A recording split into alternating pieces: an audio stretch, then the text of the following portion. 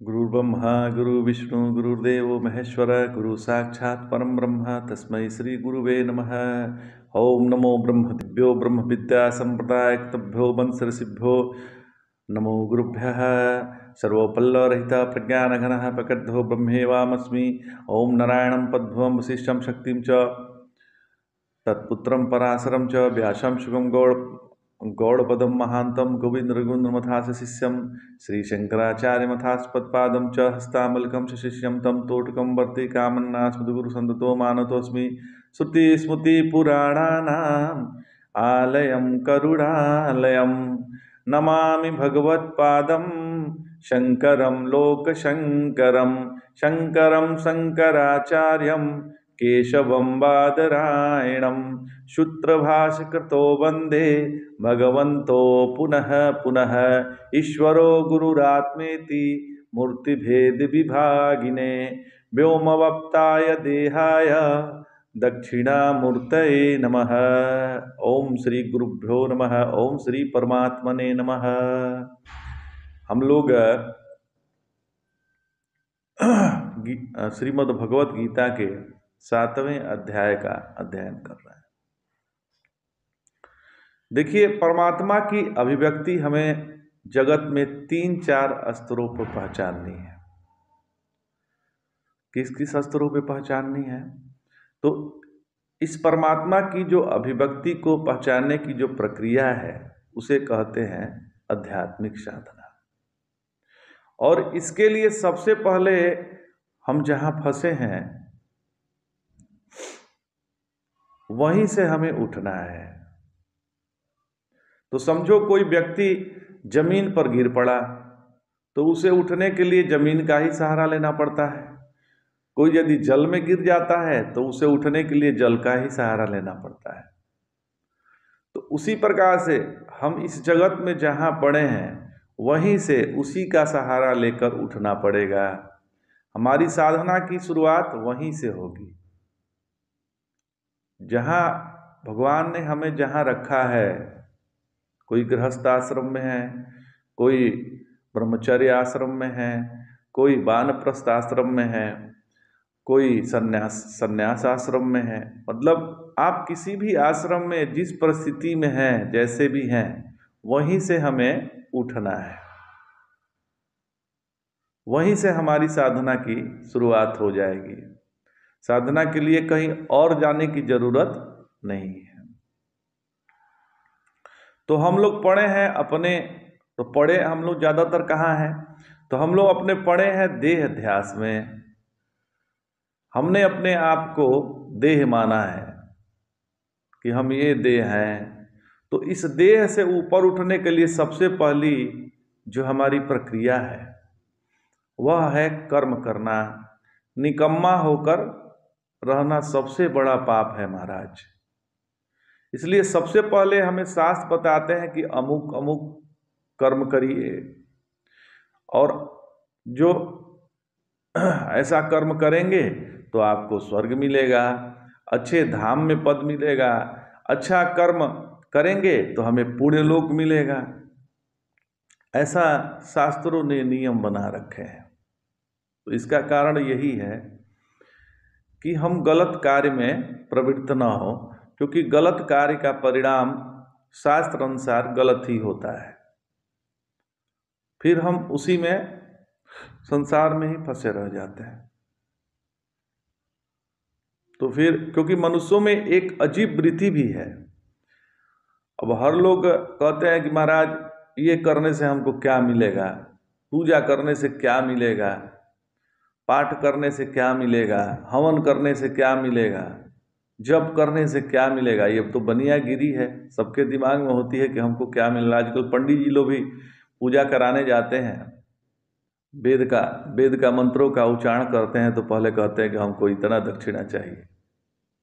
क्या मिलेगा का सबसे बड़ा वो है। हालांकि ऐसा करना नहीं चाहिए। दक्षिणा तो जजमान की मर्जी है आपकी, तो आप उसमें मांग कर जो है आप वेद के मंत्रों को बेचना चाहते हैं, जबकि ऐसा नहीं होना चाहिए। तो इसीलिए शास्त्रों ने कहा कि अच्छे कर्म का अच्छा फल और बुरे कर्म का बुरा फल मिलेगा। इसी के द्वारा जो हमारे जीवन में जो विविधता है उसे योग्य प्रकार से विश्लेषण कर सकते हैं। जैसे कोई व्यक्ति अच्छे घर में पैदा हुआ है, स्वस्थ है, किसी प्रकार का रोग नहीं है, और दूसरा व्यक्ति जो है रुग्ण पैदा हुआ है, बेचारे को कोई ना कोई रोग बना ही रहता है, उसकी तबीयत खराब ही रहती है, और पट्टी में पैदा हुआ है। तो यह विविधता हमें जगत में बहुत देखने को मिलती है। तो क्या ऐसा भी कोई पिता चाहेगा कि एक पुत्र सही रहे और दूसरा पुत्र जो है खराब रहे? ऐसा तो पिता नहीं चाहेगा। तो फिर इस परमात्मा के जगत में हमें जो विविधता दिखाई देती है उसके पीछे क्या कारण है, तो उस पर हमें विचार करना चाहिए। वैसे देखा जाए तो कोई विचार करने की आवश्यकता भी नहीं है, लेकिन फिर भी विचार इसलिए किया जाता है कि मन भटके ना, और क्योंकि हम विचारों के कारण ही बड़े दुखी हो जाते हैं, इसलिए इससे हम समझदारी से निकल सकते हैं। तो शास्त्र बतलाते हैं कि जो भी चीज हमें इस जगत में मिला है वह हमारे पिछले कर्मों के फल के अंतर्गत है। कोई भी चीज हमको मिला है वह हमने जो कर्म किया है उसी का फल है, भविष्य में फल मिल रहा है। तो अभी वर्तमान में हमें जो भी फल मिला है वो पूर्व किए हुए कर्मों का फल है, या पूर्व जन्मों के कर्मों का फल है। जिस प्रकार हमने पिछले जन्म में अच्छे बुरे कर्म किए हैं उसी का फल अच्छा बुरा इस जन्म में प्राप्त हो रहा है। एक बार कर्म का सिद्धांत मनुष्य समझ लेता है तो वह अपने जीवन में आए हुए दुख का कारण दूसरों को नहीं बतलाता, दूसरों को बदनाम करना बंद कर देता है।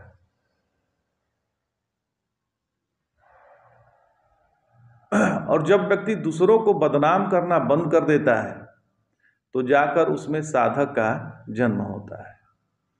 जब तक वह दूसरे को बदनाम हम करते रहेंगे तब तक हम संसारी हैं, साधक नहीं बने हैं। इसलिए कर्म सिद्धांत हमारे शास्त्रों में जो बताए हैं, जो व्यक्ति अपनी जिम्मेदारियों से भागता है वो किसी काम का नहीं होता, वो निकम्मा है। और निकम्मे लोगों को शास्त्रों ने भी बहुत ही लताड़ा है।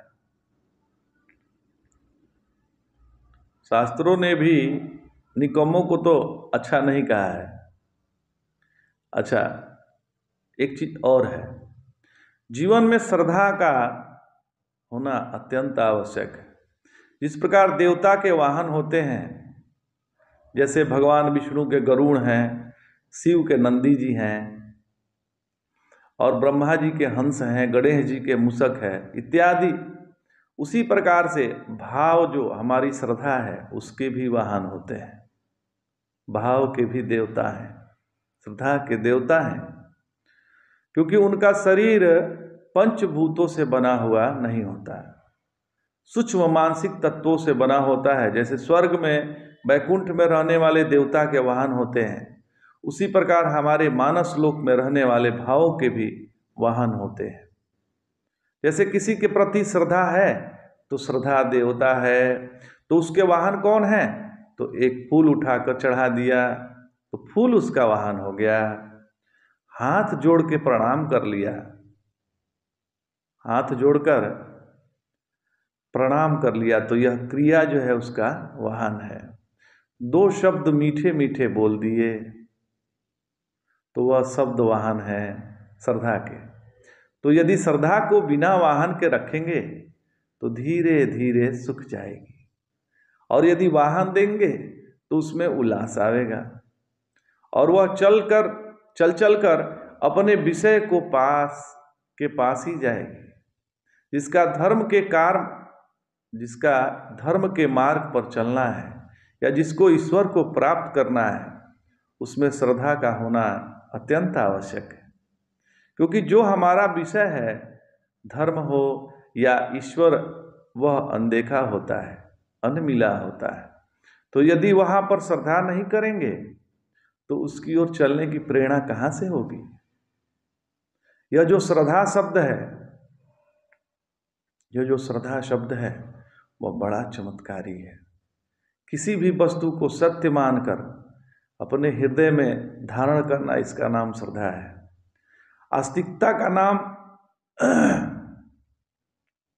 थोड़ा ठंडे से गला पर असर आ रहा है आस्तिकता का नाम है श्रद्धा।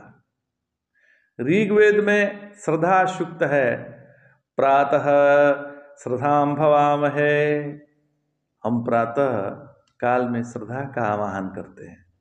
वैसे ही हम मध्य काल में भी श्रद्धा का आवाहन करते हैं, फिर हम सायं काल में भी श्रद्धा का आवाहन करते हैं।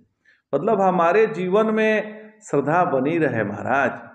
जब पंडित जी लोग कर्मकांड कराते हैं तो उसमें श्रद्धा का आवाहन करते हैं। श्रद्धा अपनौति। जब हम कोई कार्य दक्षता से, निपुणता से, एकाग्रता से करने लगते हैं तो उसमें श्रद्धा आने लगती है। श्रद्धा ऐसे नहीं आती है। जब हम कोई भी कार्य दक्षता से करेंगे, निपुणता से करेंगे, एकाग्रता से करेंगे तो उसमें श्रद्धा उत्पन्न हो जाएगी। माने अपने साधन में जब रस की उत्पत्ति होती है तब श्रद्धा आती है। श्रद्धायाम शक्तयम आसयेत, यह शुक्ल यजुर्वेद का मंत्र है। इसका अर्थ है श्रद्धा से शक्ति की प्राप्ति होती है। श्रद्धा की जीवन में बड़ी आवश्यकता है। अश्रद्धालु के द्वारा किया गया भोग देवता लोग, मतलब अश्रद्धालु यदि कोई भोग भगवान को चढ़ाते हैं तो उसे देवता ग्रहण नहीं करते। और श्रद्धा के साथ यदि हम कोई कार्य करते हैं तो वह अवश्य सफल होता है। तर्क वह है कि जिसमें कोई लक्ष्य नहीं है, बस काटना है, पर मनन वह होता है जिसमें लक्ष्य है, जिसे सिद्ध करना है। श्रवण के बाद मनन होता है, वह साधन है कहीं पहुंचने का, पर बिना लक्ष्य का तर्क होता है जो कहीं पहुंचने का साधन नहीं होता। जो लोग बिना लक्ष्य के बालू में भटक रहे हैं और वो प्राण त्याग देते हैं, जिनका लक्ष्य होता है वो मनन करके युक्ति के द्वारा निश्चय कर लेते हैं कि लक्ष्य यहाँ है, ऐसा है, और वहाँ पहुँच जाते हैं।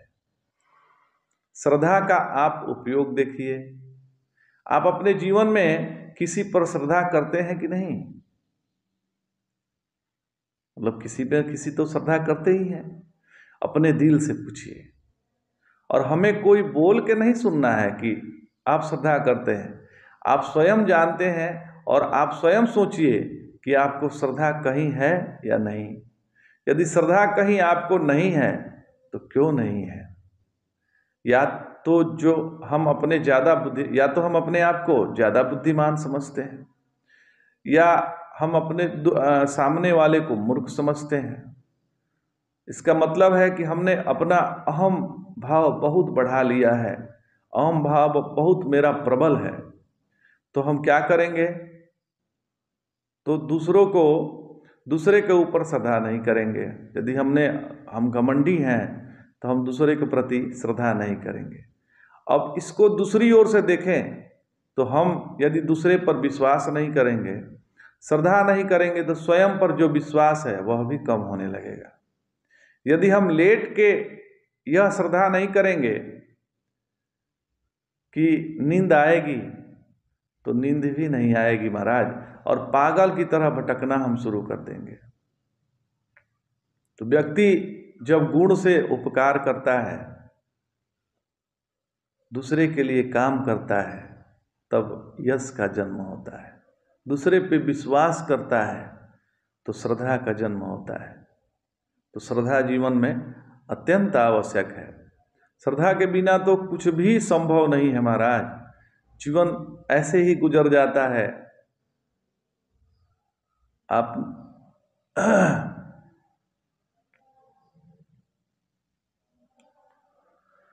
जब तक भगवान में चित्त आसक्त नहीं होता तब तक साधक हे उपादेय होता है, किंतु भगवान में चित्त आसक्त रहने पर भेद नहीं रहता, और वो तभी होगा जब हमारे अंदर श्रद्धा रहेगी।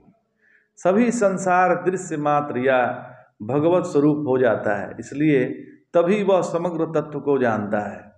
हेवो पदेय बुद्धि रहते वह समग्र ब्रह्म को नहीं जान पाता। जो पहले सगुणोपासन करते हैं उन्हीं को ऐसा ज्ञान प्राप्त होता है। तो आज इतना ही। जय जय शंकर, हर हर शंकर।